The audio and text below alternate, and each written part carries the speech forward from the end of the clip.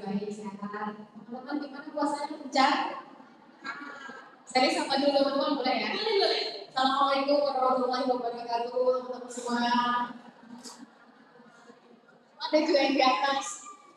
Waktu sudah menunjukkan pukul 4:30 kurang 5 menit teman-teman. Masih semangat ya?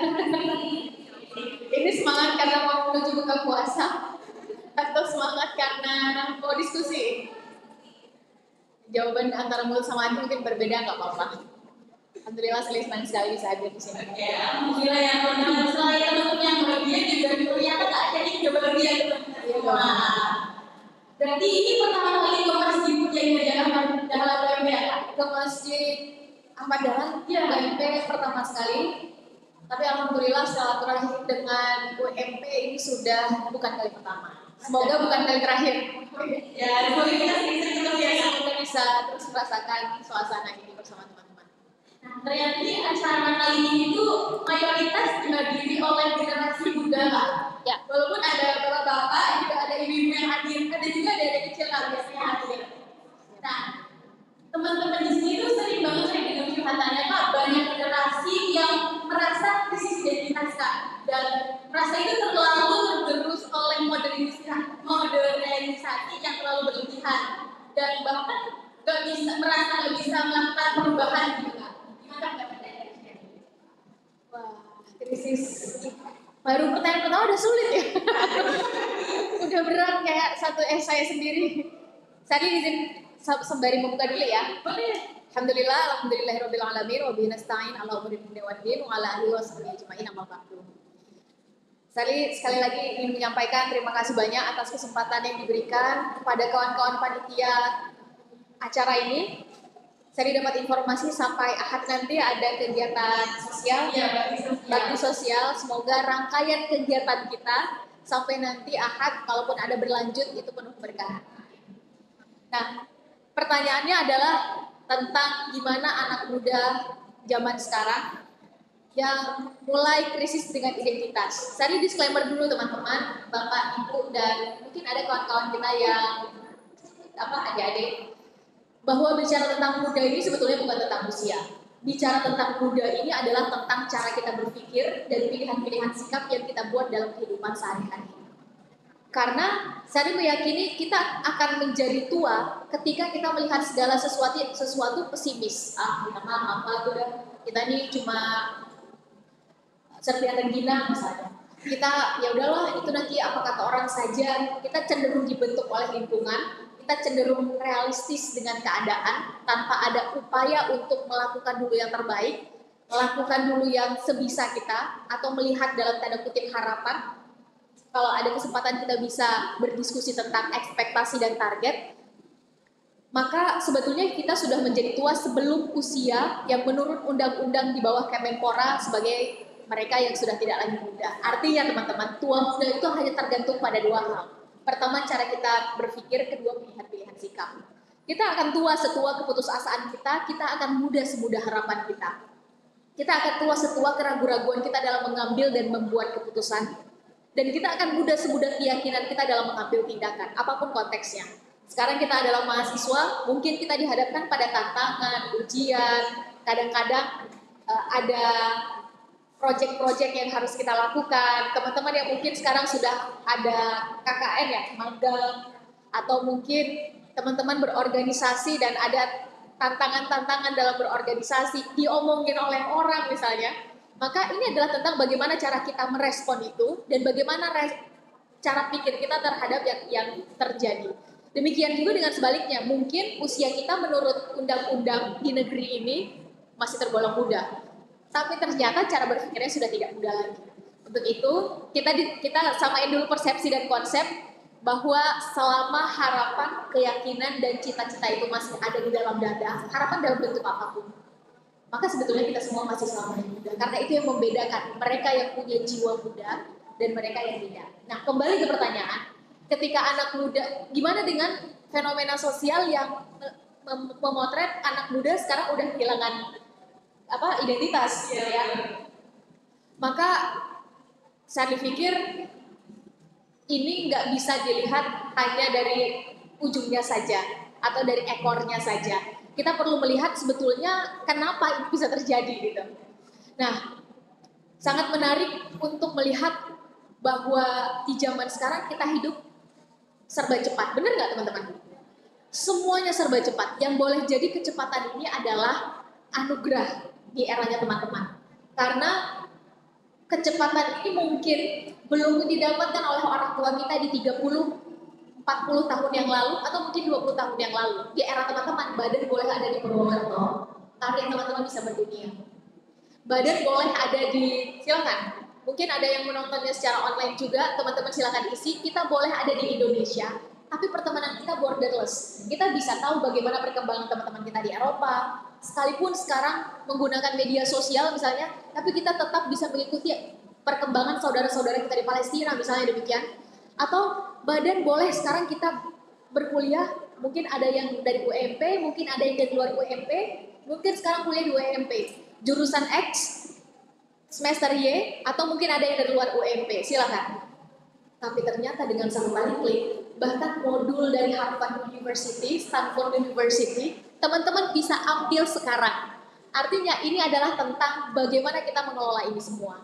Nah, kecepatan ini yang membuat akhirnya begitu banyak informasi yang kita dapatkan tanpa ada filter yang baik, tanpa ada screening yang baik, akhirnya kita mendefinisikan siapa kita berdasarkan noise yang terjadi. Apalagi dengan adanya gadget, maka noise-nya semakin banyak. Artinya tsunami informasi yang terjadi sekarang membuat kita semakin bingung. Ini sebetulnya yang benar dan salah itu bagaimana ya? Lebih parahnya lagi kita bingung sebetulnya kita ini siapa ya? Sebetulnya kelebihan kita apa ya? Kekurangan kita apa ya? Karena bicara tentang identitas, dulu saya pikir identitas itu ya kita sebagai warga negara Indonesia, identitasnya apa teman-teman? KTP. Kalau kita keluar negeri berarti paspor kan gitu ya? Identitas kita. Maka ternyata identitas itu bukan sesuatu yang identitas dalam arti yang lebih dalam dan luas, ini bukan sesuatu yang memang sudah kita dapatkan sejak kita lahir. Contoh, kita adalah anak dari Bapak A, Ibu B, lahirnya di Purwokerto atau lahirnya di Indonesia. Ternyata itu semua adalah anugerah dari Tuhan, that's it. Kita mengakui semua itu sebagai starting point. Ternyata identitas itu nggak ada kata selesai. Artinya kita terus menggali tentang siapa kita. Nah, bukankah Mbak Adila kita nggak bisa minta pada Yang Maha Kuasa, ya Allah ya Tuhan, kita mau lahir di negara A, di provinsi B, dengan kondisi ekonomi keluarga C, dengan status sosial D, dan dengan kondisi lingkungan X, kita nggak bisa minta. Betul ya. Benar ya Mbak? Artinya semua itu adalah pemberian dari Yang Maha Kuasa. Nah, menarik ya, ternyata identitas itu perlu dibentuk teman-teman. Benar nggak? Brand identity itu dibentuk. Siapa kita? Ada yang memang sudah diberikan oleh Yang Maha Kuasa, kita adalah hamba, itu adalah pemberian. Kita adalah perempuan dan laki-laki, ini pemberian. Dan fitrah antara perempuan dan laki-laki jelas berbeda. Tapi mengenai siapa kita dalam proses waktu yang diberikan, semasa muda, semasa kita hidup, misalnya, kan umur nggak ada yang tahu ya. Tapi kalau kita tarik data menurut BPS, rata-rata usia masyarakat Indonesia itu 72 tahun teman-teman. Kalau dalam Islam berarti 60-63 tahun. Maka kurang lebih oke, kita punya waktu berarti sekitar 60 tahun, 70 tahun, kita mau mengisi waktu kita itu seperti apa. Sekarang kita berada di masa-masa yang kalau menurut Buya Hamka, ini adalah masa menuju sinar matahari paling terang, masa muda, tapi belum sampai titik itu. Waktunya adalah waktu duha. Artinya hangatnya hangat menyenangkan, tapi belum begitu terik. Nah pertanyaannya justru adalah persiapan apa yang kita lakukan di masa muda untuk membentuk dan menyempurnakan identitas kita. Caranya gimana Mbak Ser? Maka minimal pertanyaan siapa kita atau krisis identitas tadi minimal terjawab dengan, kalau saya mendefinisikannya 4. Pertama adalah kita tahu siapa kita di masa depan. Karena otomatis yang kita lakukan sekarang akan diakumulasikan menjadi siapa kita di masa depan. Siapa kita di masa depan, teman-teman yang jawab. Mungkin ada yang jalurnya di kesehatan. Mungkin ada yang jalurnya di pendidikan. Mungkin ada yang jalurnya di sosial. Mungkin ada yang jalurnya memang mau fokus banget di dakwah misalnya. Silakan. Di jalur agama. Sekalipun sebetulnya semuanya nafasnya adalah agama. Mungkin ada yang jalurnya politik. Mungkin ada yang jalurnya entrepreneur. monggo teman-teman yang tentukan, tapi itu akhirnya akan membentuk siapa kita dan menentukan aktivitas apa yang akan kita lakukan di masa-masa kuliah atau masa-masa muda sekarang. Dan bukankah Mbak Anila yang sekarang, kalau kita tanya, teman-teman kenal sama Mbak Anila ya? Oh, Mbak Anila yang titik-titik ya? Artinya kita akan ditentukan berdasarkan apa yang kita lakukan sekarang, kebiasaan-kebiasaan kita. Pertanyaan kedua yang akan mendefinisikan identitas kita adalah kita mampu menjawab siapa kita sekarang dengan analisa SWOT. Teman-teman kelebihannya apa? Kekurangannya apa?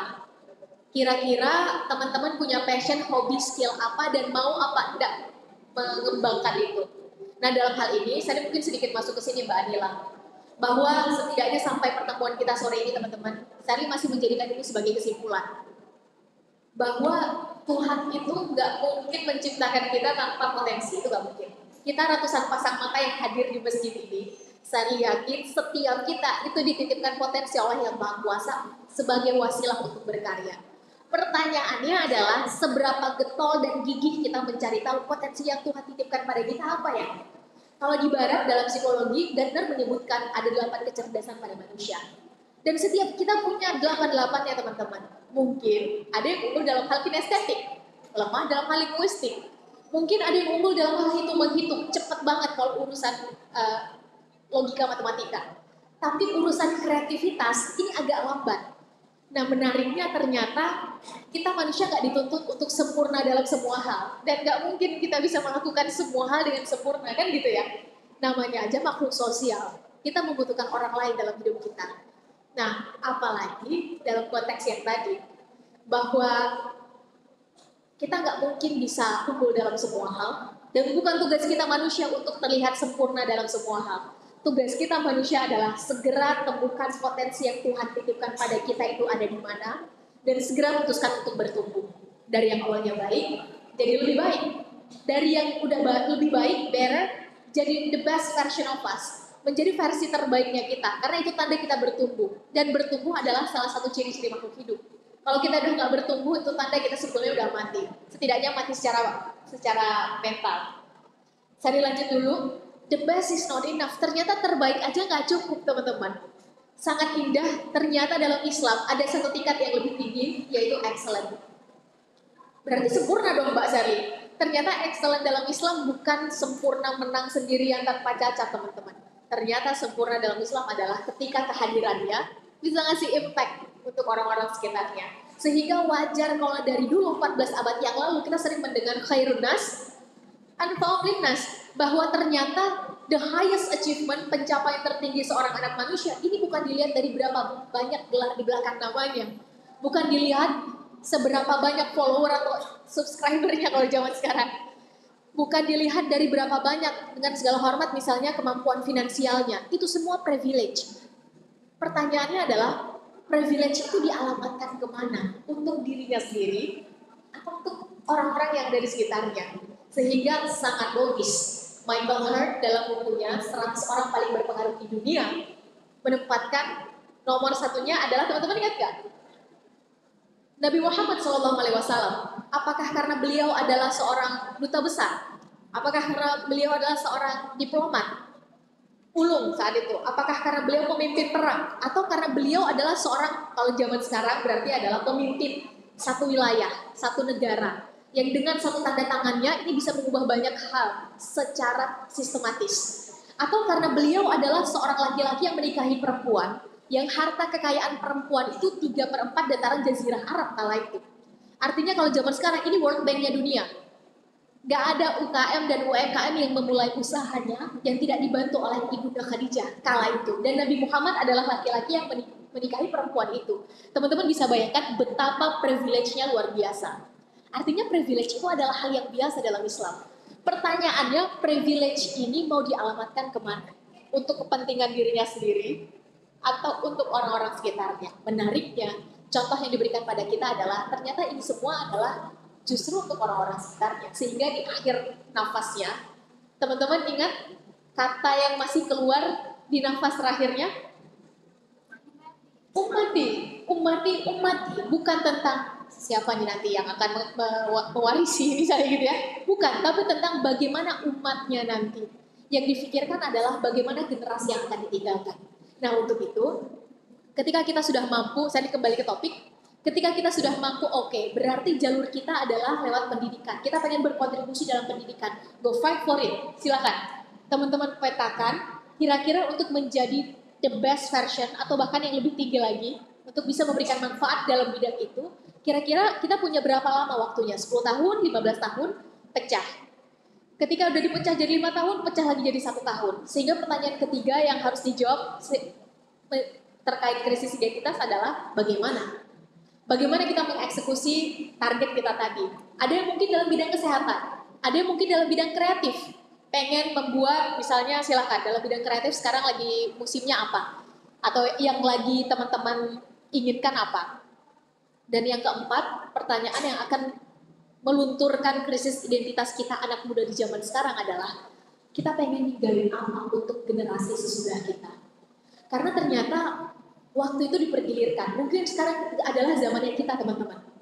Mayoritas penduduk Indonesia sekarang diisi oleh generasi muda, Gen Z dan Gen Y, kan gitu ya. Tapi hanya tinggal menunggu beberapa tahun ke depan, adik-adik kita generasi Alpha akan masuk menggantikan posisi teman-teman. Kalau sekarang 145 juta penduduk Indonesia diisi oleh generasi kita, Gen Z dan Gen Y. Tapi ternyata generasi yang akan segera masuk ini sudah diprediksi kecepatannya berpikir dan kecepatannya dalam mengeksekusi sesuatu, apalagi erat kaitannya dengan teknologi yang diprediksi akan menjadi artificial intelligence ke depan, ini 4 kali lipat lebih cepat dibandingkan generasi kita. Artinya masa ini akan dipergilirkan. Sekarang zamannya teman-teman. Tapi setiap orang, bukankah akan ada masanya, dan setiap masa akan ada orangnya. Maka otomatis kita akan berpikir, kira-kira gimana ya kondisi generasi 10 tahun ke depan saat kita sudah meninggalkan bangku kuliah. Kira-kira ketika semua orang menggadang-gadang tentang Indonesia Emas 2045, kita pengen ngelihat kondisi generasi kita kayak gimana ya. Maka sebetulnya cara terbaik untuk memprediksinya adalah cek karakter generasi mudanya sekarang. Karena memperbaiki masa depan satu wilayah, satu bangsa misalnya, maka perbaiki dulu karakter anak mudanya. Pengen menghancurkan masa depan satu bangsa, hancurkan karakter anak mudanya. Pengen membuat amburadul masa depan satu bangsa, buat anak mudanya menjadi krisis identitas. Karena kita jadi bingung, aduh kita ke depan kayak gimana ya? Justru jadi terbalik.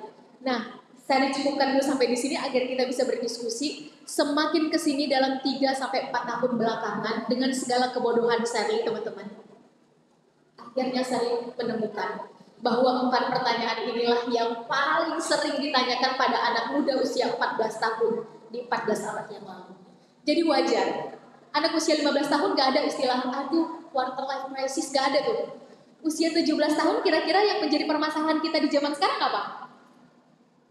17 atau 20 tahun kira-kira? Asmara. Ada lagi? Finansial boleh. Ada lagi? Cita-cita. Ada lagi mungkin yang laki-laki cowok? Apa? Pekerjaan. Keuangan. Ada lagi? Jodoh. Wah. Oke, boleh jodoh. Dan seterusnya, teman-teman boleh list ya. Kira-kira kalau bicara quarter life crisis dan crisis identity itu apa aja yang muncul? Kita overthinking dengan masa depan, kita masih punya inner child berlama-lama dengan masa lalu misalnya gitu ya. Nah, insecure dengan apa yang terjadi hari ini misalnya. Nah, ketika 4 pertanyaan tadi adalah pertanyaan yang paling sering ditanyakan pada anak usia 14 tahun, jadi logis. Usia 15 tahun sudah tahu kira-kira nanti pengen berkontribusi dalam bidang apa, dalam jalur apa. Usia 17 tahun, kita sudah, maksudnya anak muda di zaman itu ya, sudah melengkapi dirinya dengan skill set yang dibutuhkan. Usia 21 tahun sudah mengeksekusinya. Salah satu contoh paling masyhur adalah menaklukkan satu wilayah. Sebutlah Konstantinopel. Tapi kan itu bukan kerjaan satu generasi, Mbak, saya sepakat. Itu kerjaan lintas generasi. Dengan kata lain, mengenai hasilnya bagaimana, itu urusan sang maha sutradara, teman-teman. Urusan kita adalah, kita berusaha dulu semaksimal kita upayakan dulu semaksimal kita ketika kita dapat kesempatan. Karena orang yang paling berhak menyesal, kata orang bijak, adalah mereka yang punya kesempatan untuk berbuat, tapi tidak melakukan. Dibandingkan mereka yang memang nggak punya kesempatan, Nah, teman-teman yang hadir di sini menurut saya adalah teman-teman yang punya privilege. Ada begitu banyak kawan-kawan kita yang ingin sekali berada dalam lingkungan seperti ini. Terkhusus teman-teman yang mendapatkan kesempatan boleh jadi berkuliah. Maka sebetulnya di balik ancaman alma mater teman-teman itu bukan hanya harapan orang tua yang terselip di sana. Harapan rakyat Indonesia itu terselip di sana. Karena nggak semua orang punya privilege. 5 tahun udah salah satunya misalnya adalah penaklukan pasar dan yang melakukannya adalah perempuan. Artinya ini udah gak ngeliat lagi laki-laki atau perempuan, kita lahir di mana, kita berasal dari kondisi sosial ekonomi keluarga seperti apa. Ini adalah tentang bagaimana cara pandang dan eksekusi kita, keputusan-keputusan kita, dan bagaimana kita berani bertanya ke dalam tentang 4 pertanyaan tadi. Maka pelan tapi pasti kita akan mulai mengungkap tentang siapa kita sebetulnya. Tuhan itu pengen kita itu berkarya dalam bidang apa ya? Selama kita muda atau dalam kesempatan kita berkuliah misalnya, kira-kira kita bisa ngasih kontribusi apa ya? Untuk minimal untuk orang-orang tersayang kita misalnya, keluarga kita, lingkungan kita, sehingga ada shifting, ada perubahan pola pikir dari yang awalnya berpikir tentang aku, saya dapat apa ya kalau saya melakukan A? Aku dapat apa ya kalau aku melakukan A? Kita ubah, kira-kira kita semua akan mendapatkan apa ya kalau kita mengupayakan A? Dan ini akan jauh lebih gampang teman-teman. Kenapa? Saya ditutup karena ternyata kalau mau lari cepat larinya sendirian. Tapi kalau mau lari cepat dan lari jarak pendek larinya sendirian gak apa-apa. Tapi kalau mau lari jarak panjang, jarak jauh, ternyata larinya harus rame-rame kan gitu ya. Dan dalam Islam kita mengenal istilah berjamaah. Istiqomah itu berat sendirian, benar nggak teman-teman? Konsisten mah berat sendirian teman-teman. Apalagi dalam mengupayakan sesuatu, cita-cita, harapan. Ini kalau diperjuangkannya sendirian berat. Tapi kalau diupayakannya bareng-bareng, mungkin ada 1-2 yang akan gugur dalam proses berjuangnya. Namanya juga perubahan adalah sesuatu yang pasti. Hari ini kita berpikir cita-citanya A. Nanti mungkin 10 tahun ke depan akan ada mulai yang berubah dan akan ada yang bertahan. Itu adalah hal yang wajar. Tapi kalau ini menjadi pemahaman kita bersama, maka 1, 2, 3 pelan-pelan mulai berguguran, otomatis akan ada yang akan menggantikan. Dan ternyata hidup ini bukan sekedar kita saling sikut-sikutan dan bertanding. Hidup ini ternyata adalah tentang perjalanan journey. Dan perjalanan ini akan jauh lebih dinikmati dan kita bisa menikmatinya ketika kita bisa konsisten. Konsisten ini tadi ambil salah satu syekh menyebutkan konsisten ini adalah melakukan hal kecil yang baik dan benar 1000 kali. Ini jauh lebih baik dan jauh lebih berimpact terhadap kehidupan seseorang dibandingkan dengan satu karamah. Teman-teman bayangkan, karamah itu sesuatu yang besar, luar biasa gitu ya. Dan itu terjadinya tuh gak ke semua orang, hanya kepada orang-orang terpilih saja. Teman-teman bayangkan bahwa ternyata satu kebaikan kebiasaan kecil, tapi dilakukan secara konsisten 1000 kali, ini jauh lebih berimpact. Maka saya pikir sangat relate kalau kita habis ini akan berdiskusi tentang bulan yang spesial. Ada begitu banyak kebiasaan yang bisa kita install di bulan ini yang harapannya akan mengubah pribadi kita. Karena sebuah penelitian menunjukkan minimal 1 orang itu bisa membuat kebiasaan atau habit baru. Ada yang bilang 21 hari, ini paling minimal. Ada yang bilang 30 hari, ada yang bilang 90 hari.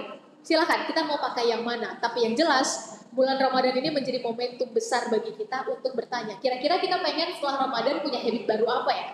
Kira-kira kita kepengen bulan Ramadan ini ada installment, ada sesuatu apa ya dalam diri kita yang sebetulnya ini adalah kebiasaan yang sudah kita bawa dari bulan Ramadan. Emang iya Kak Sally kayak gitu? Sally harus jawab, kecil saja teman-teman. Kita menahan lapar, nafsu dari terbit fajar sampai tenggelam matahari.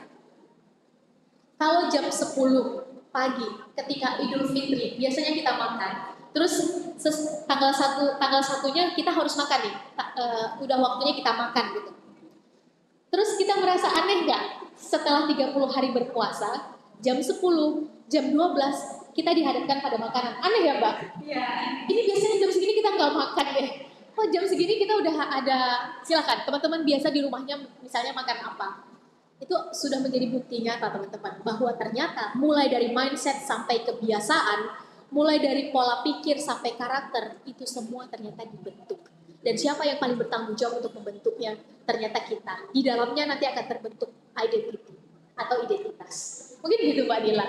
Mohon maaf kalau kepanjangan. Enggak, sangat berorientasi. Jadi kita itu sangat penting untuk mengetahui siapa diri kita di masa depan gitu ya. Penting. Dan juga kita penting juga untuk tahu potensi diri kita yang memang bisa dikembangkan selanjutnya.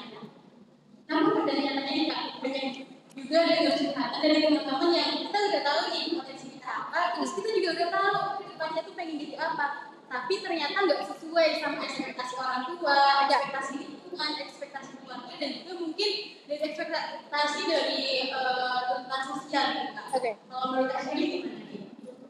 Nggak sesuai dengan ekspektasi ya? Iya, betul. Sebentar, saya tanya dulu nih ke teman-teman yang hadir, ke yang perempuan, laki-laki, dan teman-teman yang di atas. Pernah nggak sih teman-teman punya harapan atau target atau goal, name it, apapun, cita-cita, visi, target, goal, silahkan mau pakai istilahnya apa. Tapi ternyata setelah kita berusaha, berjuang, kok ya nggak kunjung terrealisasi ya? Kok kayaknya kita gagal terus ya? Jangan-jangan memang kita ini nggak mampu untuk sampai ke sana. Jangan-jangan ini memang bukan jalannya kita. Pernah nggak berada di fase itu? Atau sedang berada di fase itu? Pernah ya? Atau mungkin gagal, kok kita gagal terus ya memperjuangkan ini. Maka saya ingin masuk dari sini dulu, bahwa kita semua pasti pernah mengalami fase itu teman-teman.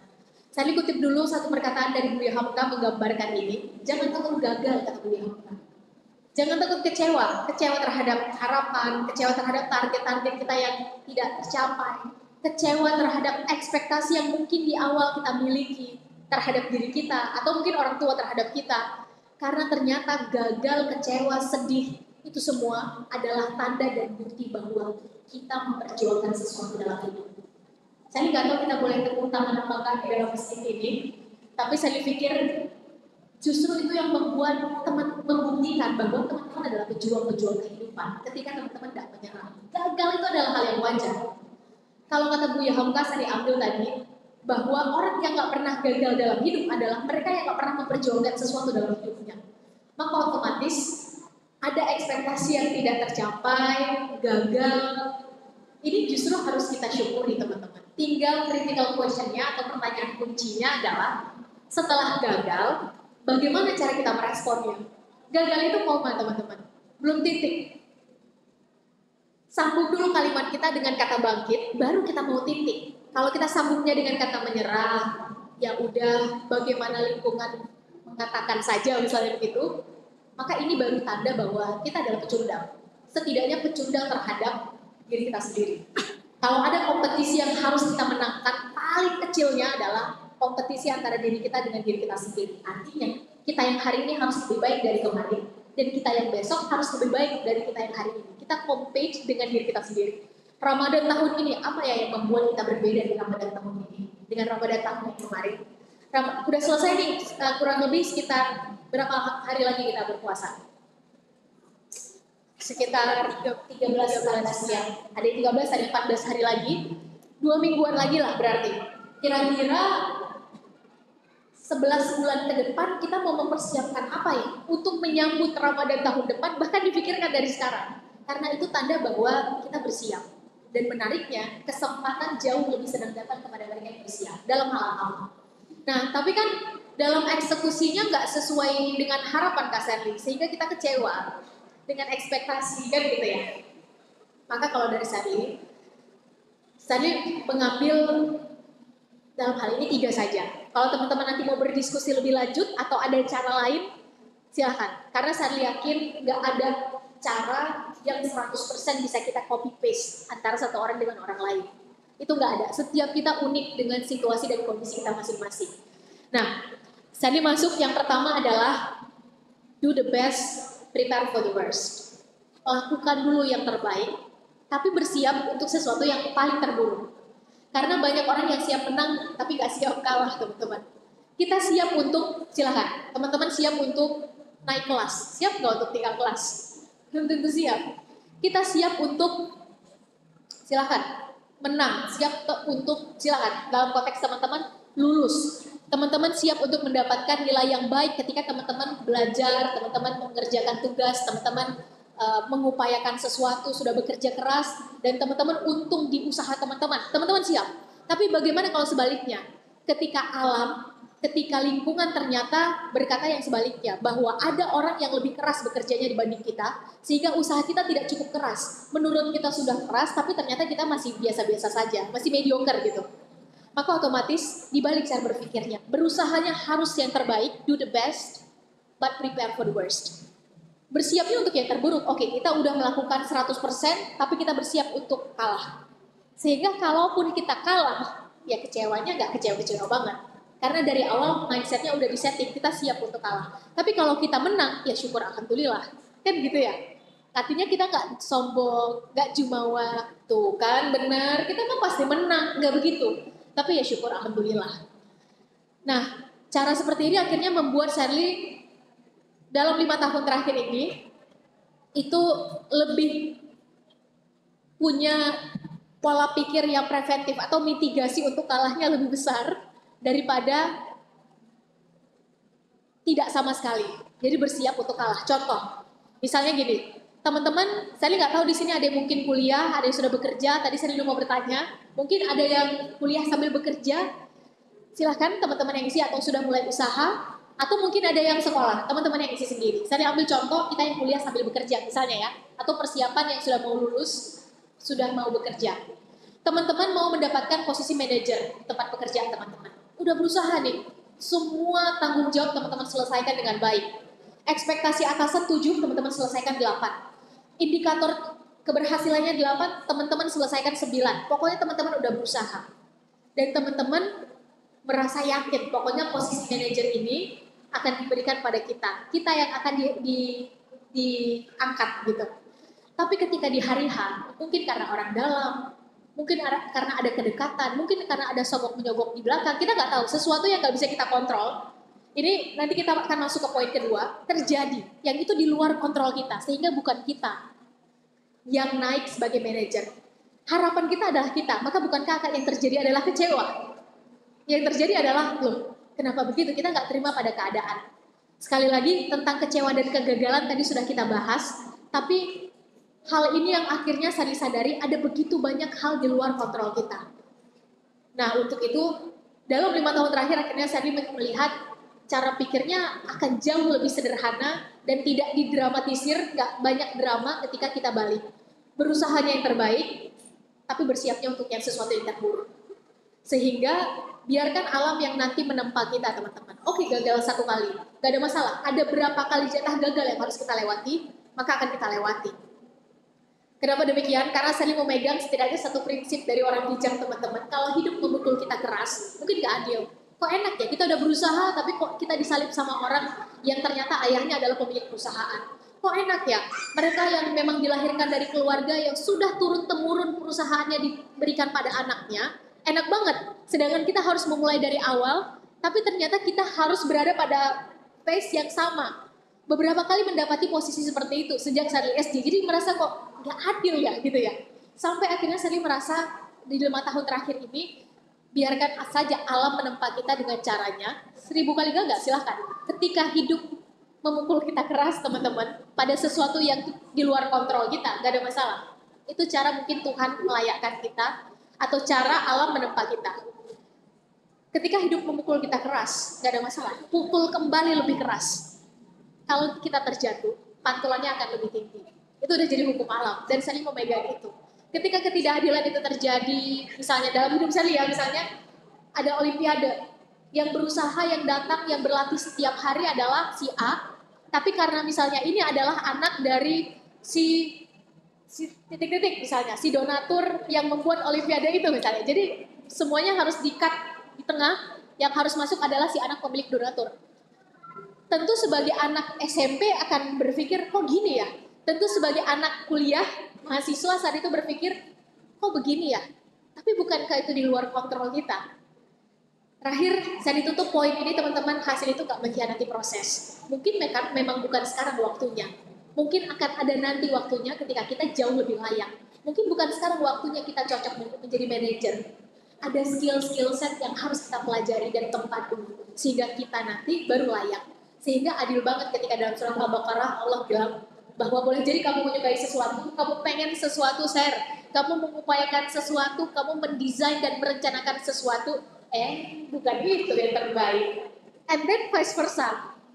Boleh jadi kamu menghindari sesuatu, boleh jadi kamu membenci sesuatu. Ya Allah, pokoknya nggak mau aja ke jurusan itu, pokoknya nggak mau aja kuliah di situ, pokoknya nggak mau kerja di bidang itu ya Allah. Ternyata justru itu yang akan membuat kamu jauh lebih siap untuk target yang pernah kamu cita-citakan dulu. Sebetulnya kemampuan manusia, pengetahuan manusia sangat terbatas, dan yang jauh lebih tahu itu sebetulnya adalah Sang Maha Sutradara. Itu yang pertama, teman-teman. Tapi saya dipercepat saja agar kita segera bisa berdiskusi. Yang kedua adalah mari kita mulai mendikotomi, membedakan mana yang menjadi kontrol kita dan mana yang di luar kontrol kita. Yang jadi kontrol kita apa, teman-teman? Yang ada dalam kapasitas kita. Pikiran kita, sikap kita, respon, usaha kita, kebiasaan kita, kan gitu ya. Dan seterusnya. Sesuatu yang sifatnya adalah dari diri kita. Sesuatu yang di luar kita adalah, sesuatu yang di luar kontrol kita adalah bagaimana orang berbicara terhadap kita. Bagaimana pikiran orang terhadap kita. Bagaimana perilaku orang terhadap kita. Itu di luar kontrol kita. Artinya, kalau habis ini teman-teman sedang berusaha, terus ada orang yang ngomongin dari belakang, ya nggak ada masalah. Itu sesuatu yang tidak bisa kita kontrol, teman-teman. Berbuat baik diomongin, berbuat nggak baik juga diomongin. Teman-teman mau bikin usaha, mau jadi entrepreneur, sekarang ada usaha kecil-kecilan, silakan. Teman-teman dapat profit diomongin, teman-teman gak dapat profit juga diomongin. Artinya, itu memang sudah nalurinya dan memang sudah hukum alamnya. Ketika itu berada di luar kontrol kita, maka otomatis kita nggak akan pernah bisa mengatur itu. Yang menjadi bagian kita adalah respon yang kita berikan atas perkataan orang, atas pikiran orang terhadap kita, dan atas perbuatan orang terhadap kita. Jadi kalau habis ini kita dijahatin nih misalnya, atau habis ini kita silakan misalnya dicurangin misalnya apapun, maka nggak ada masalah. Itu sama sekali tidak mendefinisikan siapa teman-teman. Siapa kita akan didefinisikan dari respon kita, pikiran kita, perkataan kita, cara kita memperlakukan orang itu. Itu yang kedua, dikotomi apa yang bisa kita kontrol dan yang tidak bisa kita kontrol. Dan yang ketiga sekaligus yang terakhir adalah, saya ditutup dengan begini teman-teman. Yang namanya takdir itu dalam Islam, kan kita mengenal istilah kun fayakun ya. Takdir itu ternyata adalah akumulasi dari, kita baru bisa ngomong takdir ketika kita sudah berusaha maksimal, atau istilah dalam Islam adalah ikhtiar, dan kita sudah berdoa maksimal. Ya udah kita tawakal akhirnya.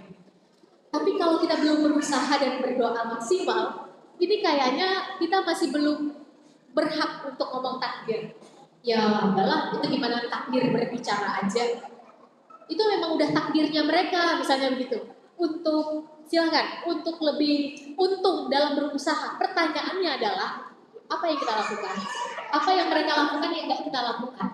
Itu memang udah takdir mereka aja, misalnya untuk mendapatkan atau berprestasi, atau silakan, teman-teman sekarang ada di fase apa? Pertanyaannya, apa yang mereka baca yang nggak kita baca?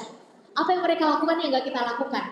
Seberapa banyak mereka berusaha yang mungkin saat mereka berusaha kita sedang leye-leye? Berapa banyak jam tidur mereka dan berapa banyak jam tidur kita misalnya? Seberapa banyak sacrifice pengorbanan mereka terhadap, silakan, setiap kita pengorbanannya beda-beda terhadap yang kita cintai. Ada yang mungkin keluarga, ada yang mungkin uang, ada yang mungkin waktu luang, dan seterusnya.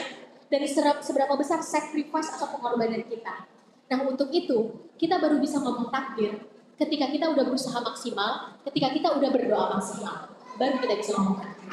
Nah ketika kembali pada semua yang terjadi, berarti itu memang sudah jalan dan takdir yang maha kuasa untuk kita.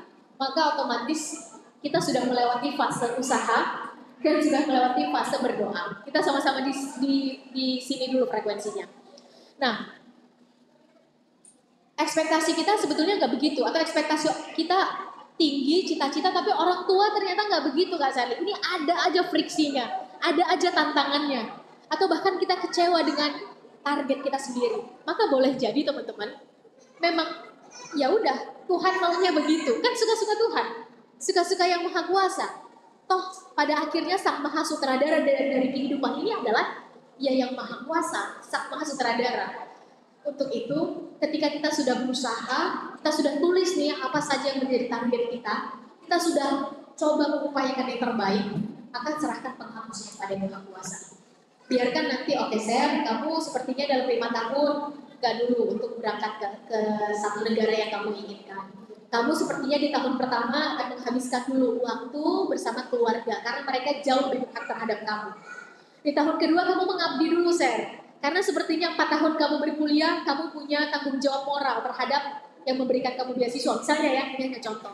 Padahal ngelihat kawan-kawan kok ya enak banget ya mereka udah sampai di titik A. Kok enak banget ya mereka udah sampai di titik B. Padahal sebetulnya kita mampu ya Allah. Misalnya gitu. Kita punya ekspektasi dan kadang-kadang kita kecewa dengan apa yang terjadi. Maka boleh jadi, emang itu jalannya. Emang itu yang Allah mau. Dan terakhir saya ditutup bahwa ternyata teman-teman, hikmah, pelajaran, atau bahasa kerennya, lesson learned, itu baru bisa kita ambil when we move forward. Saat kita melihat ke belakang. Bukan saat kita melihat ke depan, atau saat kita melihat hari ini, gak bisa. Mungkin udah kejadian dulu, terus kita lihat tahun-tahun lalu, kenapa ya kita harus melaksanakan bakti sosial ketika kawan-kawan kita sedang magang misalnya. Kenapa ya tahun lalu kita harus menghabiskan waktu silakan teman-teman misalnya ya amanahi apa kampus atau organisasi. Sedangkan yang lain kok ya enak bisa melakukan A, ternyata ada hikmah. Dan hikmah itu selalu bisa diambil ibrah atau pelajaran baru bisa dipetik ketika kejadiannya sudah berlalu. Nah untuk itu ketika sudah melewati yang tadi semua fase yang tadi kita diskusi, yang tadi kita sampaikan, maka ya udah berbalik sangka saja pada Allah. Karena toh ini semua adalah miliknya, toh potensi ini adalah titipan, toh kita ini juga adalah titipan, bahkan semua yang kita lewati sebetulnya adalah ujian. Yang kita miliki pun adalah ujian. Al-Mulk ayat 1 dan 2. Bahwa sebetulnya hidup dan mati ini adalah ujian. Teman-teman sekarang mendapatkan kesempatan belajar di kampus, ujian. Ilmunya adalah ujian. Teman-teman sekarang berkarya dalam bidang konten dan kreatif di sosial media. Punya jumlah follower besar, punya subscriber besar. Apakah itu bukan ujian? Itu ujian. Keterkenalan, ujian. Teman-teman dapat kesempatan untuk punya finansial, dititipkan oleh Yang Maha Kuasa uang lebih dibandingkan keumuman orang. Itu ujian. Teman-teman punya usaha sukses, berlimpah, profitnya besar, ujian. Teman-teman ternyata 10 tahun ke depan dapat kesempatan untuk memimpin, entah itu rumah sakit, entah itu sekolah, kampus, bahkan wilayah, bahkan negara, itu ujian. Pertanyaannya, Al-Mulk ayat 1 dan 2, dengan semua ujian itu, siapa yang amalnya lebih banyak? Maka otomatis kita akan melihat semuanya adalah ujian. Pertanyaannya, kita mau mengonversikan ini sebagai amal apa enggak? Terus gimana caranya supaya ini semua jadi amal? Kita boleh diskusi ke depan. Tapi di antara semua syaratnya, nomor 1 dan yang paling penting adalah ini niatnya untuk apa? Untuk show off, untuk pamer, atau untuk ya udah, ini untuk ibadah. Boleh jadi kita melangkahkan kaki dari rumah yang merantau dari daerah masing-masing, ngekos misalnya di sini, teman-teman melangkahkan kaki ke kampus, boleh jadi kita berada di kelas yang sama teman-teman. Boleh jadi kita berada di kampus yang sama. Boleh jadi jurusannya sama, tapi pada akhirnya bagaimana hasil akhirnya sangat tergantung pada niat kita. Terhitung sebagai ibadah apa enggak, yang itu hitungannya hitungan yang Maha Kuasa ya. Kita nggak bisa hitung 1 tambah 1 2. Saya pikir bukan begitu hitungannya, dan bukan ranah kita manusia untuk menjudge urusan yang Maha Kuasa itu. Maka pada akhirnya segala sesuatu sangat bergantung pada niat. Wajar ketika tadi niat target teman-teman apa, niat teman-teman apa, target harus diikuti dengan why. Kenapa teman-teman mau kuliah di jurusan A? Kenapa teman-teman mau jadi entrepreneur? Kenapa teman-teman mau jadi seorang dokter? Kenapa teman-teman mau jadi nurse? Kenapa teman-teman mau jadi seorang akademisi? Kenapa teman-teman mau jadi content creator? Atau mungkin aktivitasnya sama, tapi bagaimana amalnya ini yang berbeda. Saya pikir itu yang pada akhirnya akan membuat kita mampu memanage ekspektasi dan berdamai dengan apa yang tersisa. Mengenai kecewa wajar, ambil jeda, silakan. Terima dulu keadaannya kalau memang itu sakit. Kalau sekiranya ini yang gak enak ya, kalau yang enak mungkin kita semua siap. Tapi ketika ini gak enak, terima dulu teman-teman, acknowledge. Penerimaan ini gampang diucap, tapi berat ketika sudah dilalui, benar gak? Kadang-kadang butuh waktu. Take our time, ambil jeda. Itu waktu berapa lama? 3 hari, 1 minggu. Karena toh hukum dari energi ini harus mengalir, teman-teman. Energi itu nggak bisa ditahan. Dia cuma bisa di dua. 1 dialirkan, 2 dikonversi. Energi panas jadi energi listrik. Energi gerak jadi energi panas misalnya. Dia bisa dikonversikan dan yang kedua dialirkan. Take our time, silakan. Dan semakin kita kenal siapa kita, yang tadi, kita akan makin tahu orang ekstrovert dan introvert ini cara mengalirkan energinya berbeda. Maka semakin kita kenal siapa kita semakin tahu coping mekanismenya. Setelah itu, mari kembali, syukuri apa yang ada, tersisanya apa, puing-puing yang masih bisa kita selamatkan apa, maka mulai ambil solusi. Keep moving, keep going, karena ternyata hidup itu adalah tentang bergerak, teman-teman. Hidup itu harus terus bergerak. Ketika kita berhenti bergerak, itu tanda bahwa kita udah gak hidup lagi. Harapan kita ternyata berhenti di situ, teman-teman. Contoh konkretnya apa, Kak Seth? Bukankah itu yang disampaikan ibrah atau pelajarannya dari kisah Siti Hajar, teman-teman? Kalau logika manusia, ini bagaimana mungkin di gurun pasir seorang perempuan dengan anak bayinya ada di situ ditinggal oleh suaminya, anaknya nangis, haus, sudah tidak ada apa-apa lagi. Maka bukankah yang dilakukan oleh ibunya adalah ya udah bergerak aja dari Safa ke Marwah, dari Marwah ngelihat lagi ada fata morgana air, pergi lagi bukit satunya. Dari sini udah gak ada lagi ngelihat fata morgana ada air lagi, pergi lagi. Dan ternyata yang Maha Kuasa ternyata mengeluarkan airnya dari mana? Dari kaki anaknya, tepat tempat dia starting point-nya tadi. Artinya kita nggak pernah tahu solusinya nanti di mana. Tugas kita manusia adalah kembali ke track perjuangan, keep going, keep moving, terus bergerak, terus berusaha, keep growing, terus bertumbuh. Kita nggak pernah tahu nanti solusinya datang dari mana. Yang jelas, ketika di awal niatnya melibatkan Yang Maha Kuasa, ketika prosesnya juga tidak memanipulasi, support sistemnya juga dikembalikan ke Yang Maha Kuasa, kita libatkan Allah, solusinya juga ya udah ya Allah terserah deh, ini kan semuanya adalah milik Engkau ya Allah, ya udah tunjukkan aja jalannya, solusinya yang mana, udah kita akan jalani. Kadang-kadang, dan ya setidaknya yang saya pahami terhadap Sherly gitu ya, kadang-kadang solusinya itu kita juga nggak nyangka. Kok bisa ya solusinya dari situ? Ketika itu sudah terjadi, karena kita baru bisa lihat lagi dan ambil hikmah ketika kita melihat ke belakang kan gitu ya. Jadi pada akhirnya kembali ke pertanyaan, ekspektasi itu harus di-manage, diatur, Sherly sepakat. Tapi bagaimana mengaturnya, maka dari Sherly adalah tentang 4 hal tadi. Mungkin itu dari Sherly, Pak. Terima kasih Sherly. Jadi ada hal yang harus di-manage untuk mengelola ekspektasi ya Pak. Dan salah satunya itu yang bisa kita kontrol itu respon dari sikap kita ya dalam itu sampai target atau menghadapi kegagalan gitu ya Pak. Nah, ketika kita itu sudah berusaha dan sudah berdoa, bertepatan dengan momen Ramadan ini, gimana sih cara menjadikan Ramadan tahun ini sebagai titik balik perubahan? Wah, ini pertanyaan terakhir sebelum ada kesempatan buat teman-teman berdiskusi. Bagaimana cara agar Ramadan kita kali ini menjadi titik balik perubahan? Ya, betul.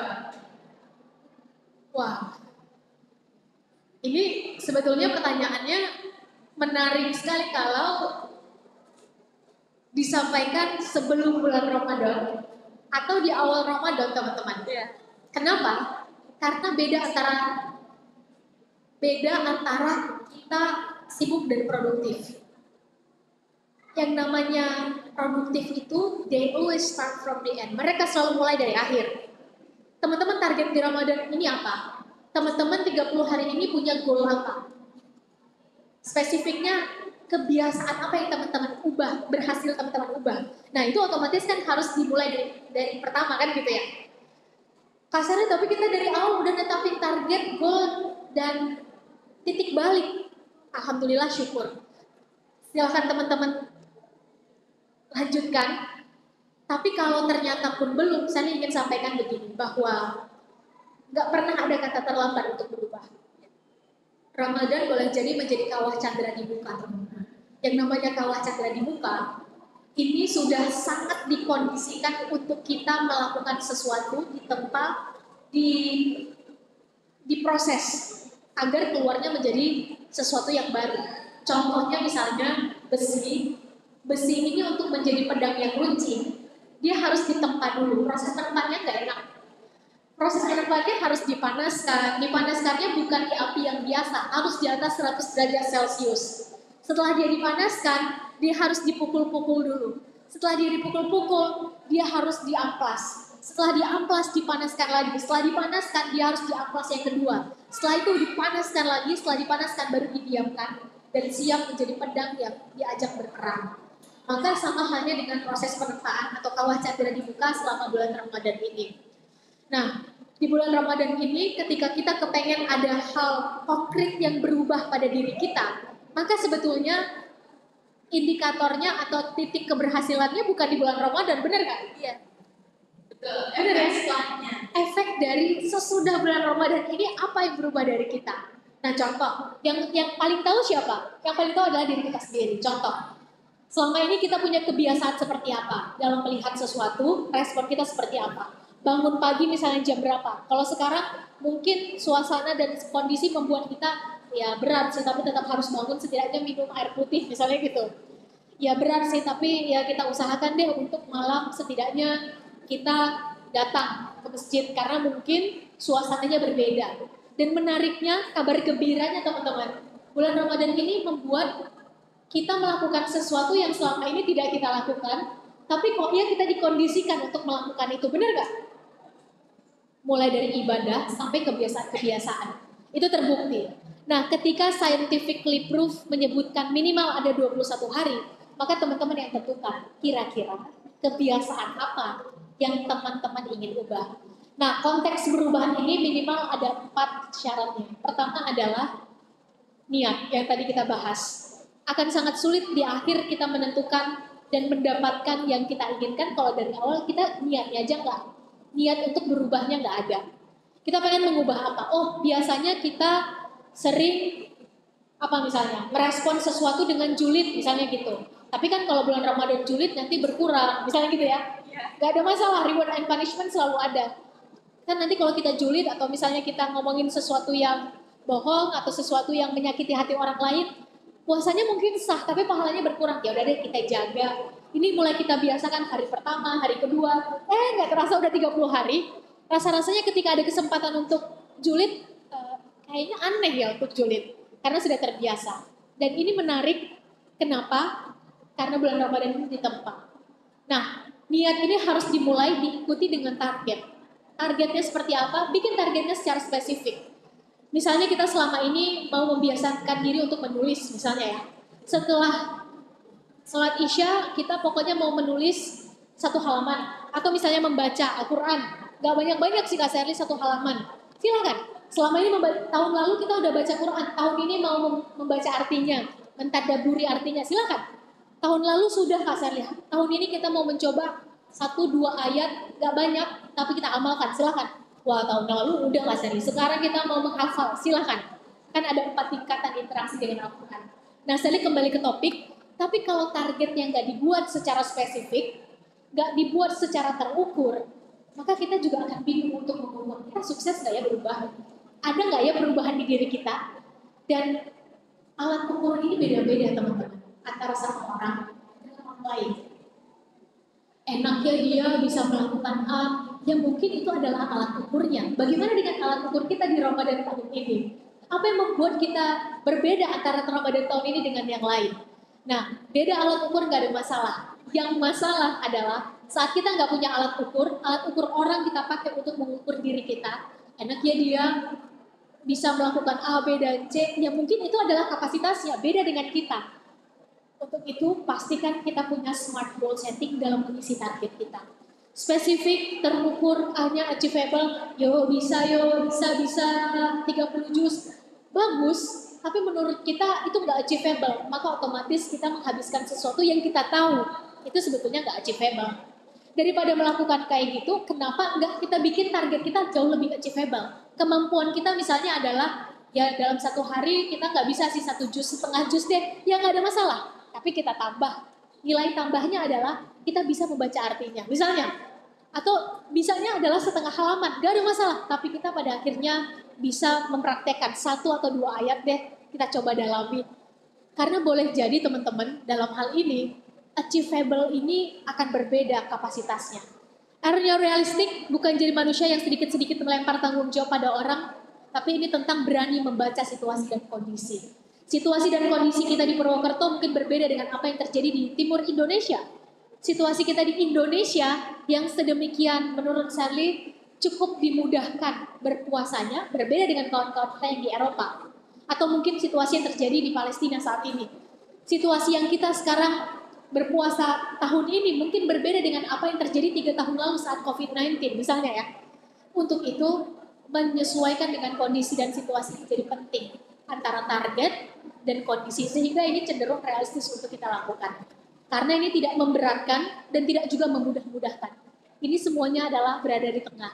Terakhir timely. Nah, kita udah tinggal 13 hari lagi nih teman-teman. Kita tinggal 14 hari lagi nih. Karena waktu gak akan bisa diulang. Sejak kecil ada satu definisi dari guru ngaji Sherly yang Sherly pakai. Bulan Ramadan ini adalah, kalau ibarat main game adalah levelnya level bonus. Ini adalah part bonus yang semua hal yang bisa teman-teman ambil sekecil apapun. Mungkin kita anggap sepele untuk berbagi yang kita punya, untuk ngasih makan orang yang berbuka puasa, sepele. Tapi kalau diambil, ini level bonus. Baca Quran kita anggap sepele, cuma 1 ayat sih, 2 ayat, 1 lembar. Gak ada masalah, ambil, ini adalah bulan bonus. Apalagi kalau sudah disebutkan bulan bonus yang sangat diinginkan, sangat dicemburui oleh umat-umat sebelumnya. Maka otomatis ketika ini level bonus hanya ada 30 hari, kurang lebih dalam 365 hari, ambil sebanyak-banyaknya kebaikan. Karena kita nggak pernah tahu kebaikan kita yang mana yang akan bisa kita lanjutkan sesudah Ramadan. Tapi yang jelas, indikator keberhasilannya adalah sesudah bulan Ramadan. Ini bisa kita teruskan nggak ya? Gimana caranya agar ini menjadi titik balik? Yang ketiga adalah ketika kita mau konsisten, cari teman yang berbuat. Karena yang tadi konsisten sendirian kok berat, bener ya? Istiqomah kalau sendirian itu berat, teman. Bukan nggak mungkin, tapi berat. Kalau yang bisa, Sherly sangat bersyukur, keren. Semoga bisa terus nggak bisa kayak begitu. Tapi kalau kita merasa ini butuh support system, maka cari kawan-kawan. Setidaknya di bulan Ramadan ini, dekatkan diri dengan mereka yang punya target kalau bisa di atas kita. Kita berbaginya 1.000, cari orang yang berbaginya 5.000. Jadi kita merasa bersalah kalau cuma ngasihnya 1.000. Kita targetnya misalnya adalah, yang penting gak julid deh sama orang. Dekati orang yang ketika berbicara, ini bukan hanya gak julid, tapi yang keluar adalah yang baik. Yang keluar adalah yang inspirasi.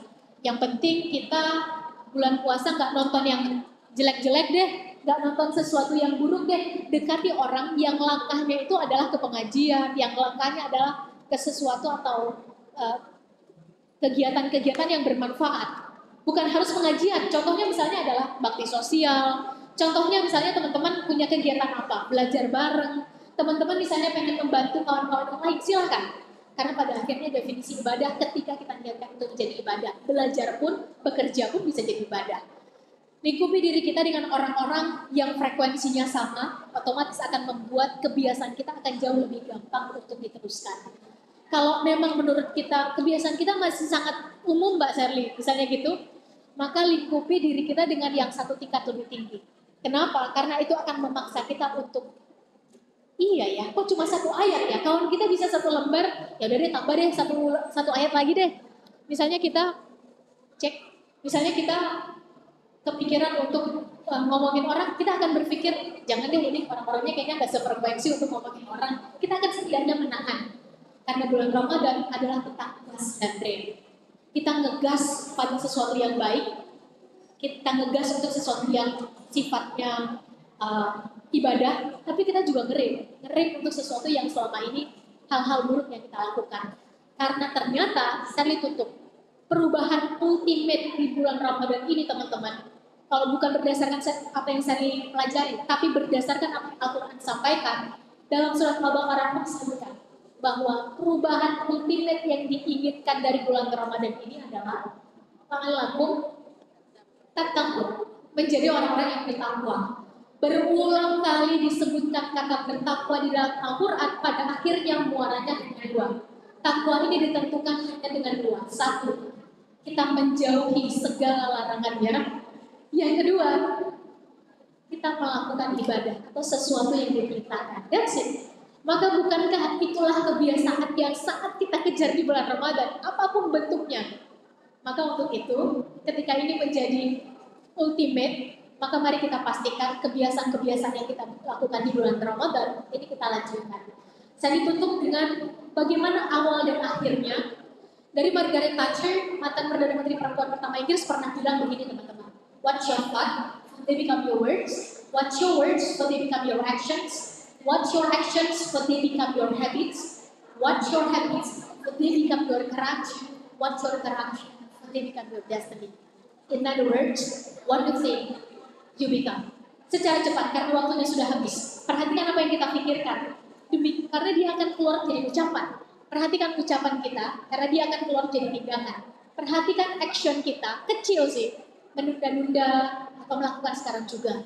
Malas, tapi ya udah deh tetap kita paksakan. Karena dia akan jadi kebiasaan. Dia bukan jadi habit. Perhatikan kebiasaan kita dari pagi, malam, sampai pagi lagi. Dari mata terbuka, tertutup, terbuka lagi. Karena dia bakal jadi karakter. Perhatikan karakter kita. Karena demikianlah realitas sosial yang akan terjadi ke depan. Dengan kata lain, apa yang kita pikirkan, demikian kurang lebihnya realitas sosial yang akan terjadi ke depan. Nah, ketika awal mulanya adalah dari mindset, saat itu ya terus mindset kita dimulainya dari mana, Mbak Sari? Kita adalah apa yang kita lihat, kita tonton, kita baca, kita dengar, dan dengan siapa kita berdiskusi. Kita adalah dengan siapa kita bergaul. Maka otomatis apa yang kita feeding ke mindset, apa yang kita baca, tonton di internet, yang kita konsumsi sehari-hari, yang kita scrolling, otomatis mempengaruhi cara pikir kita, teman-teman. Maka mulai dari hal yang paling kecil, sebetulnya kita bisa membentuk karakter. Bicara pendidikan adalah bicara tentang karakter. Ujung dari pendidikan itu karakter, teman-teman. Saya saat ini memang bergerak di dunia pendidikan, seorang akademisi, dan saya harus akui, ujung dari pendidikan itu bukan hitam di atas putih. Ijazah itu penting dalam proses pendidikan di zaman sekarang, karena dia menjadi syarat administrasi kita untuk masuk ke level selanjutnya. Dari SMA ke SMP, SMP ke kuliah, kuliah mau masuk kerja, butuh itu, betul lah. Tapi ternyata esensi utama dari pendidikan adalah karakter. Dari zaman dulu, kenapa mengejar syekh, mengejar guru, mengejar ulama, ini justru harus datang ke rumahnya, harus pindah dari satu kota ke kota lain. Karena apa? Harus mengikuti si syekh atau guru ini secara kurun waktu tertentu, karena ternyata proses berpendidikan itu adalah tentang pembentukan karakter. Pembentukan karakter dari mana, teman-teman? Yang tadi, gak terbentuk dalam semalam. Karakter adalah akumulasi kebiasaan kita sehari-hari. Dan bukankah Ramadan ini adalah pendidikan karakter untuk kita?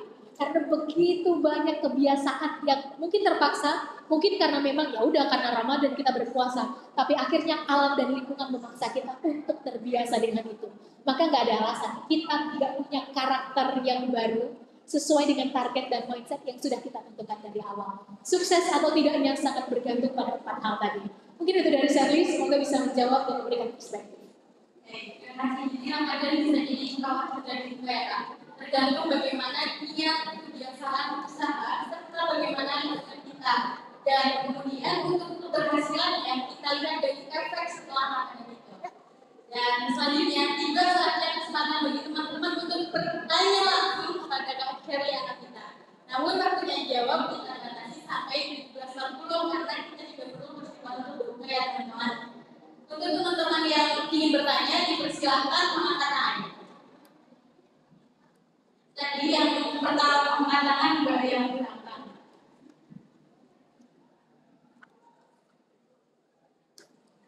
Tadi dia bisa dibantu mengasihkan.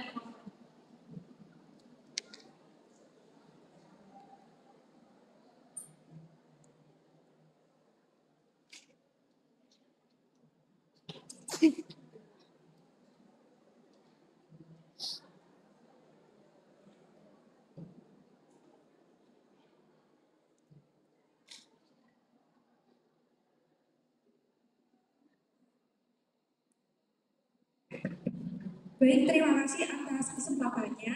Di sini saya perkenalan dulu ya, nama saya Safina dari mahasiswa UMP. Di sini saya mau bertanya nih kepada Kak Sherly. Jadi sebagai anak muda tentunya lebih memilih untuk merubah keadaan daripada untuk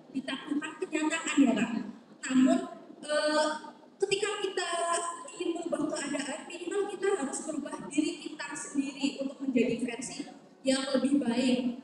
Cuman kadang di suatu momen kita itu kehilangan rasa percaya diri Kak. Kadang karena faktor lingkungan yang kurang mendukung. Kalau misalnya lingkungan teman, kita bisa ninggalin teman gitu kan Kak. Tapi kalau misalnya ini udah di ranah lingkungan keluarga yang toksik, ini susah Kak. Apalagi kita ya sebagai Gen Z ini nggak sedikit juga problemnya, gampang stres, apa-apa serba instan, terus juga kurang bisa beradaptasi dengan sekitar ya Kak. Jadi pertanyaannya gimana sih cara kita mendongkrak rasa percaya diri kita supaya bisa lebih percaya diri lagi dan punya power atas diri kita sendiri dan gak mudah terpengaruh oleh lingkungan. Terima kasih. Jadi atas pertanyaannya Mbak Sabrina, jadi pertanyaannya adalah gimana cara untuk mendongkrak rasa percaya diri ya Kak? Oke, langsung ya. Baik, terima kasih kepada Mbak Sabrina. Pertanyaan keren banget. Kenapa? Karena ini relate sekali dengan apa yang terjadi di zaman sekarang. Bahwa kita punya target, goal, bahkan kita punya rasa percaya diri awalnya. Tapi ternyata karena orang dekat, saya garis bawahi orang dekat, yang tidak setuju atau justru menjatuhkan kita, akhirnya rasa percaya diri ini mulai tergerus kan gitu ya. Saya sepakat dan menurut saya ini keren karena bahkan ini tergambar dalam Al-Quran surat 93 dan 94. Wadduha dan Al-Nashrah. Nabi Muhammad itu mulai pada akhirnya ketika jadi teman-teman, saya mungkin langsung saja ke poin di mana kalau orang jauh yang ngomongin kita itu nggak ada masalah. Teman-teman bikin usaha, teman-teman misalnya bikin karya, terus yang ngomongin netizen yang nggak tahu siapa teman-teman, nggak tahu awal mula perjalanan teman-teman, orang jauh gitu intinya, maka nggak ada masalah. Fight for it, keep going. Tapi kalau yang udah ngomongin adalah orang dekat, hold on, ini ada sesuatu berarti.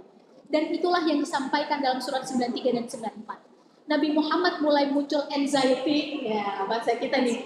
Anxiety Nabi Muhammad mulai muncul ketika justru yang ngomongin, bukan benar, dibilangin juga, kamu sih nggak percaya, nggak mungkin kamu tuh adalah Nabi Rasulullah, sekarang kamu udah ditinggalin, mana coba ayat selanjutnya. Udah Nabi Muhammad tuh, sekali lagi ini bukan saya yang ngomong ya, tapi di zaman itu bahasanya begini, kamu memang ya Nabi Muhammad itu sudah gila, dia sudah ditinggalkan oleh orang-orang yang sebelumnya percaya kepadanya, karena mereka sudah syahid, artinya sudah perang dan syahid, dan tidak ada lagi ayat yang turun sesudah itu. Maka ini mulai, gimana nih, selanjutnya apa nih? Langkah apa ya Allah yang harus dilakukan? Dan yang sudah mulai ngomongin adalah orang-orang dekat. Mulai di sini, saudara-saudara dari pamannya. Artinya bukan orang jauh, kalau orang jauh nggak ada masalah. Karena tidak tahu perjuangannya seperti apa. Tapi kalau orang dekat, ini jelas yang tahu dari awal, tahu value yang diperjuangkan, tapi masih ngomongin. Nah, untuk itu, saya ingin sampaikan bahwa ternyata kondisi ini bukan hanya di Gen Z atau zaman sekarang, ini udah viral dari zaman sebelumnya. Nah, ketika kita sekarang sedang menghadapi permasalahan ini atau teman-teman yang berhadapan sama lingkungan terdekat yang justru menjadi toksik tadi bahasanya, maka saya langsung sampaikan boleh jadi orang tua yang sudah menikah, mungkin pasangan, yang sudah punya anak, mungkin anak-anak, mungkin ya, yang sudah punya tim inti misalnya, ya mungkin tim intinya. Maka saya ingin sampaikan bahwa kalau konteksnya orang tua, maka kita ambil dulu satu frekuensi yang sama. Orang tua yang baik adalah yang menginginkan yang terbaik untuk anaknya. Bahkan kalau bisa, gimana caranya anaknya lebih baik dibanding dirinya sendiri. Itu orang tua yang baik. Tapi Kak Sarli, orang tua kita kok ya berpikirnya nggak begitu. Nah, saya ingin sampaikan, mungkin baik di zaman orang tua kita berbeda dengan baik di zaman kita. Karena kan ada perubahan yang terjadi antara zaman orang tua kita 20 tahun yang lalu dengan di zaman kita. Nah, untuk itu, agar kita tetap berada pada frekuensi ini, ketika yang dimaksud adalah orang tua, maka yang paling pertama adalah komunikasikan. Kita punya target apa? Kita punya goal apa? Selama ini clash dengan orang tua kita tuh sebetulnya ada di mana ya? Karena data menunjukkan 80% masalah yang terjadi di dunia ini berawal dari miskomunikasi, Mbak Sabrina. Antara kita dengan dosen, kita dengan kawan-kawan, kita dengan orang tua, kita dengan atasan nanti kalau sudah bekerja. kita dengan anak kita, ternyata awal mula permasalahannya adalah miskom saja. Nah, ketika masalah dengan orang tua, komunikasikan. Dan ini gak cukup satu kali. Karena biasanya ketika kita sampaikan satu kali dengan cara yang baik dan benar, orang tua juga gak akan percaya. Apaan kamu tahu apa emangnya? Kan gitu ya. Yang sudah berpengalaman itu ibu, yang sudah berpengalaman itu bapak. Gak ada masalah. Berbeda pandangan tidak mengurangi dan menggugurkan tanggung jawab kita sebagai anak untuk berbakti pada orang tua. Jadi gak ada masalah, sekali, dua kali ditolak gak ada masalah. Tetap sampaikan di quality time, di talk kita dengan orang tua. Karena logikanya, kalau batu aja kita kasih air, dia akan cekung, dia akan bolong, atau bahkan dia akan pecah. Apalagi hati orang tua kita, pasti. Hanya saja tinggal bagaimana cara kita mengomunikasikannya. Komunikasikan, dan yang kedua sekaligus yang paling penting adalah buktikan. Buktikan kalau kita serius. Caranya bagaimana? Tunjukkan itu lewat karya nyata. Teman-teman pengen menjadi pengusaha, orang tua pengen kita bekerja di sebuah perusahaan, misalnya ya, ini hanya contoh. Maka cara terbaik untuk membuktikannya adalah segera mulai usaha teman-teman. Segera mulai usaha karya teman-teman.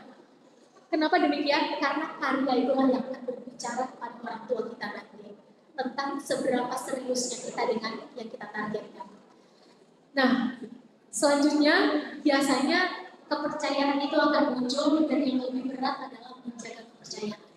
Tapi Kak Sandi, kita sudah berusaha sehingga dalam prosesnya rasa percaya diri kita kurang, menurunkan gitu ya. Maka saya ingin sampaikan bahwa percaya diri itu ada dua. Pertama dari internal, kedua dari eksternal. Percaya diri dari internal adalah ketika kita yakin dengan cita-cita kita. Dan ini harus paling pertama, ibaratnya gelas. Bagaimana mungkin kita bisa menuangkan airnya keluar kalau gelasnya masih kosong? Dengan kata lain, kalau ada yang paling pertama harus yakin dengan cita-cita kita adalah diri kita sendiri. Kalau kitanya nggak yakin, bagaimana mungkin mau meyakinkan orang tua? Bagaimana mungkin mau meyakinkan kawan-kawan kita? Atau pasangan kita? Atau misalnya kita mau mendapatkan beasiswa, bagaimana mungkin meyakinkan orang yang akan memberikan kita beasiswa kalau kita bahkan nggak yakin dengan apa yang mau kita lakukan ke depan. Jadi orang pertama yang harus yakin dulu adalah diri kita sendiri. Jadi evaluasi lagi, ini target sebetulnya masih achievable nggak ya? Ini target sebetulnya masih mungkin nggak ya untuk dilakukan? Dan ketika bagian ini masih ada, makanya yang paling sering saya ulang adalah harapan, keyakinan, dan cita-cita itu harus terus dipertahankan sekalipun dia di dalam hati. Itu ibaratnya adalah benteng terakhir kita. Caranya gimana untuk memperkuat dan mempertebal itu lagi? Buka kembali, kenapa dulu kita mau melakukan A? Kenapa dulu kita mau kuliah di jurusan A? Sebetulnya ketika kita memulai usaha ini, apa yang kita pikirkan? Sebetulnya saat itu kita sedang berada pada fase apa? Ingat lagi, dan yang kedua adalah cari tontonan bacaan yang membuat kita tersuntik lagi. Dan yang kedua adalah eksternal.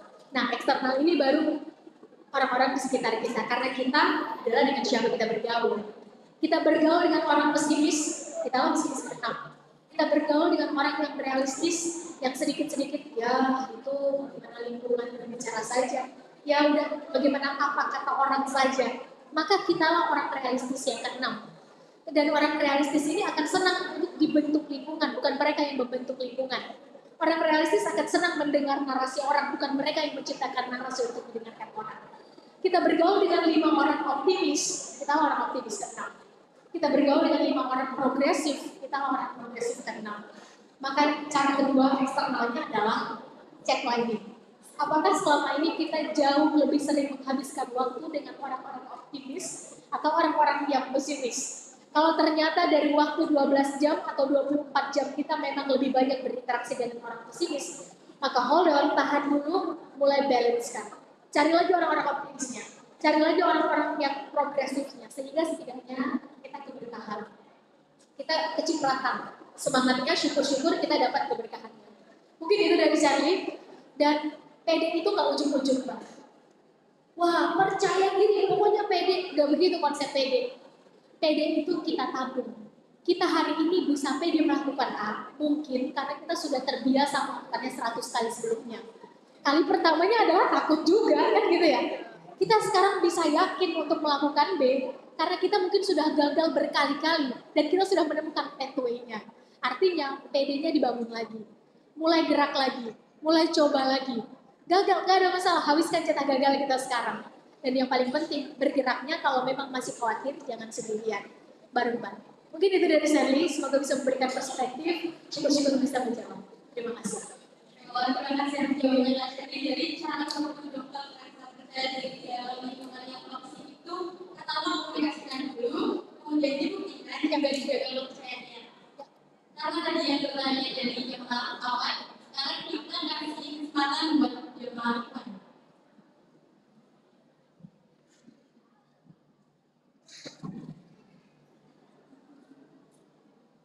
Assalamualaikum warahmatullahi wabarakatuh. Waalaikumsalam. Saya Bersyukur dari UMP. Terima kasih atas materi yang sudah disampaikan.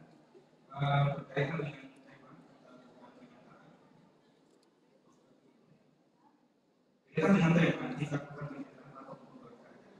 Yang akan saya tanyakan itu dalam lingkup politik seberapa penting penjelasan yang dilakukan ketika politik di sini. Terima kasih. Assalamualaikum warahmatullahi wabarakatuh. Waalaikumsalam warahmatullahi wabarakatuh. Jadi pertanyaannya seberapa penting sih generasi muda untuk melek politik? Baik, terima kasih pertanyaannya kepada Mas Abdul Syakur ya. Wah, pertanyaannya makin sore makin panas ya. Sangat penting Mas. Kalau ditanya ke Sally, jawabannya sangat penting. Landasannya apa Mbak Sally? Semua hal dalam kehidupan kita diatur oleh politik. Kalau enggak mungkin Nabi Muhammad SAW pada akhirnya bersiasat. Hijrahnya Nabi Muhammad SAW and the gang dari Mekah ke Yastrib ke Madinah. Ini adalah strategi politik. Untuk apa? Untuk semakin meluaskan dakwah kan gitu ya. Ada target, ada goal, ada tujuan. Tujuan itu visi. Visi itu adalah kepentingan. Dan dalam hidup kita semua pasti punya kepentingan. Pertanyaannya, kepentingannya ini mengarah pada kebaikan dan kebenaran, kemaslahatan umat dan kebaikan banyak orang, atau justru sebaliknya, ini adalah kebaikan 1-2 orang, kepentingan 1-2 orang, atau 1-2 kelompok misalnya. Nah, karena konteksnya politik, saya harus sampaikan, ada satu perkataan dari Muhammad Hatta, Mas Abdul, dan kawan-kawan semua, yang ini membuka cara Sally berpikir ketika masih SMA kalau tidak salah. Karena Sally mulai tertarik dalam dunia, mungkin dalam dunia ini ya, sosial politik ketika SMA, sehingga bercita-cita mau masuk hubungan internasional, sehingga Sally berkuliah jurusan itu. Padahal dulu IPA. Nah, singkatnya, Muhammad Hatta pernah bilang begini di kondisinya saat itu. Jadi supaya nggak dipotong-potong nanti ketika sudah disiarkan di internet, Muhammad Hatta mengucapkan ini di kondisinya saat itu, mengucapkan ini kepada dalam hal ini umat Islam. Muhammad Hatta bilang begini, Bung Hatta bilang begini, umat Islam itu nggak cukup hanya berproses di dalam masjid saja atau hanya beribadah di dalam masjid saja. Ketika kita umat Islam ini hanya konteksnya beribadah, maka biarkan dan akan dibiarkan. Ketika umat Islam mulai berekonomi, maka awasi. Ketika umat Islam sudah mulai berpolitik, cabut sampai tangkap-tangkapnya. Itu mindset kala itu orang penjajah ya.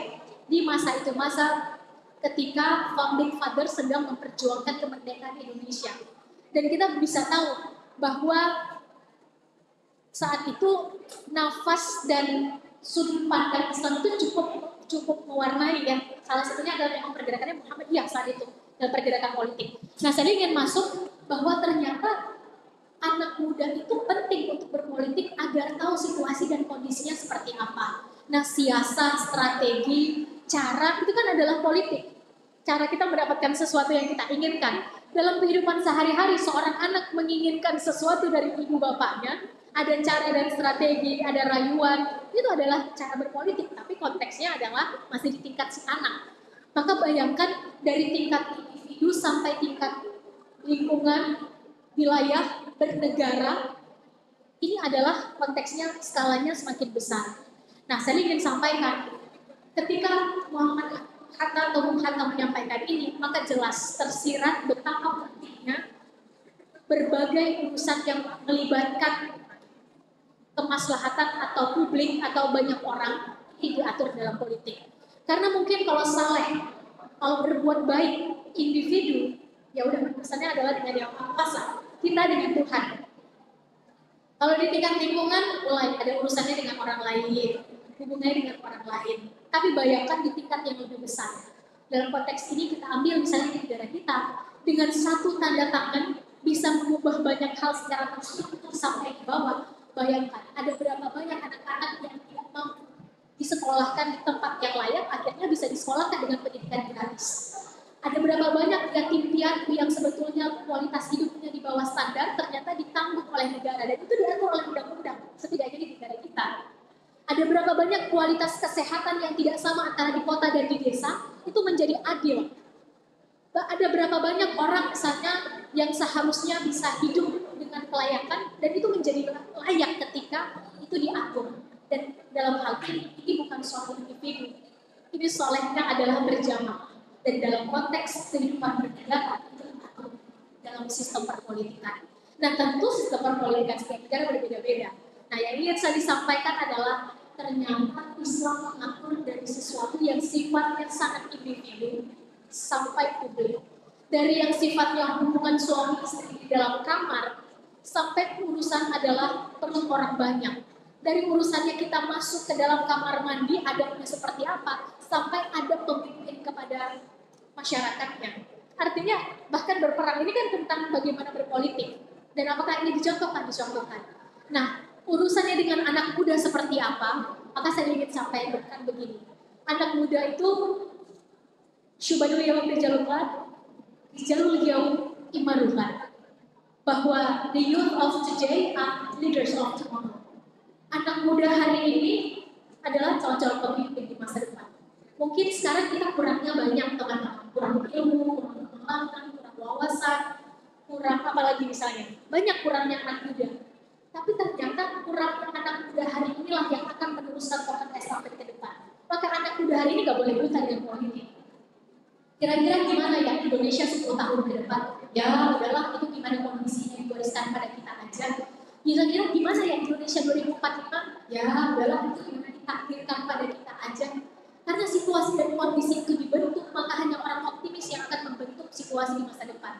Maka anak muda harus optimis dalam melihat bagaimana kondisinya di masa depan. Nah, kenapa hubungannya ke sini Kak Sari? Karena perubahan itu dimulainya dari mindset. Ketika anak mudanya cara berpikirnya secara tidak langsung dibentuk, ya kita mah apa tuh? Ya kita mah begini-begini saja, dan sudah terbentuk demikian, ya kondisi silakan lingkungan kita memang begini, ya kondisi negara kita memang begini. Ini bagi saya ada yang salah, karena dari awal kita sudah dikerdilkan dari cara kita berpikir. Kekalahan dan kemenangan seorang anak manusia itu dimulai dari leher ke atas, teman-teman.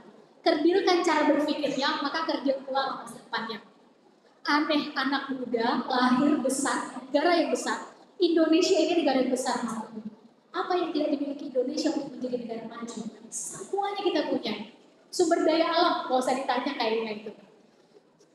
Sumber daya manusia, jangan ditanya. Kita juga negara keempat paling besar, setidaknya sampai hari ini. Jumlah penduduknya, kalau bicara tentang muslim-muslimah masih nomor 1 di dunia.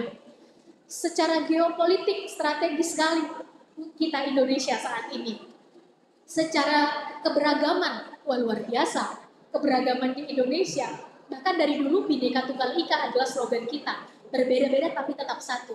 Tapi aneh ketika anak mudanya berpikir sesuatu yang kecil. Sedangkan kita besar di negara yang besar, teman-teman. Ini aneh. Ini ada anomali. Pertanyaannya, jangan-jangan kita sudah dikerdilkan dari cara kita berpikir.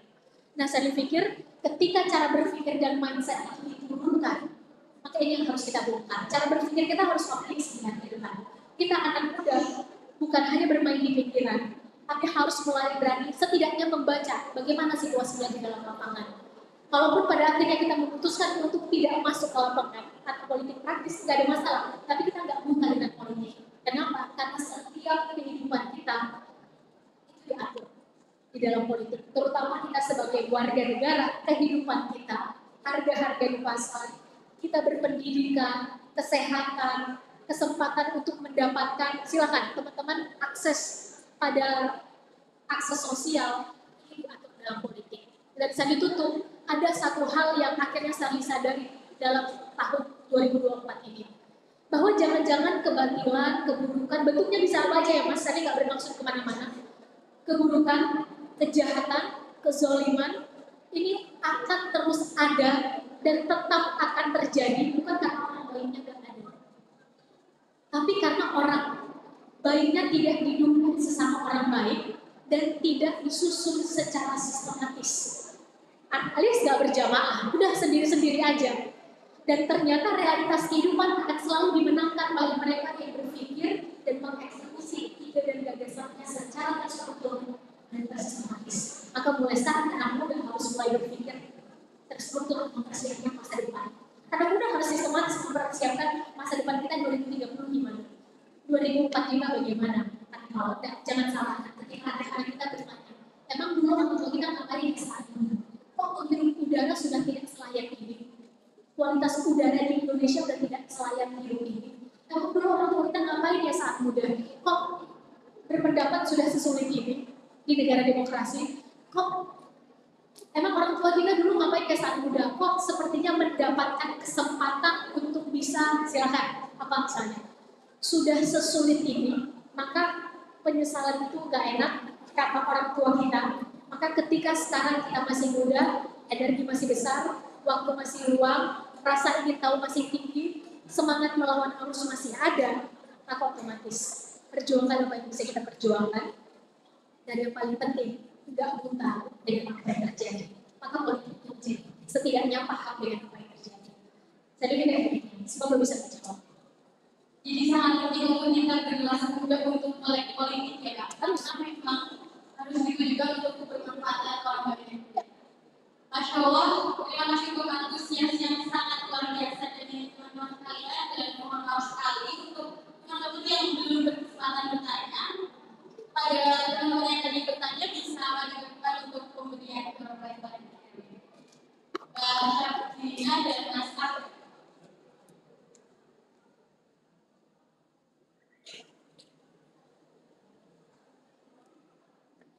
Untuk jamaah dihimbau untuk tidak meninggalkan tempat terlebih dahulu sebelum MC menutup acara. Kemudian untuk kupon diskon bisa ditukarkan di Masjid Jaya di Ahmad Dahlan lantai 1 untuk para akhwat dan yang kiri Iwan. Monggo bagi selanjutnya dan Mas Afif diselanjutkan.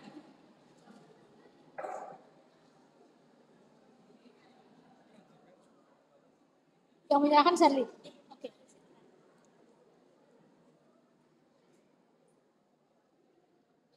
Terima kasih ya Mbak, sukses selalu.